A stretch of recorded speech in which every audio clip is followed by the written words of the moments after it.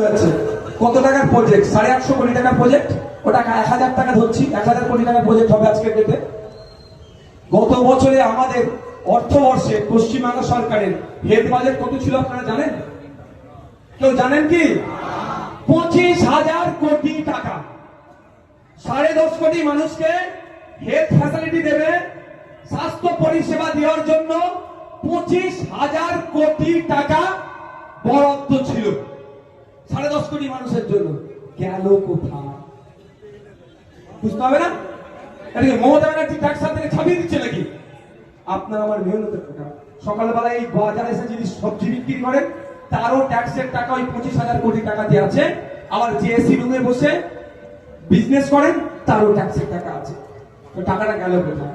আমি তারপরেও বলছি, স্বাস্থ্য সাথী কার্ডে এখন পর্যন্ত কত টাকা খরচ হয়েছে আপনারা জানেন? 2025-এর লাস্ট 24 পর্যন্ত 10,000 কোটি টাকা। ভালো করে একটু বোঝার চেষ্টা করো। স্বাস্থ্য সাথী কার্ডে 10,000 কোটি টাকা অলরেডি খরচ হয়ে গেছে। ওই 10,000 কোটি টাকা যদি সত্যিকারের অর্থে বাংলার মানুষের স্বার্থে যদি খরচ করানো হতো তাহলে স্বাস্থ্যের বিপ্লব হয়ে যেত। 10টা জেলায় 10টা পিজি হসপিটাল তৈরি করে দেওয়া যেত। তথ্য দিয়ে বলছি তো ভাই।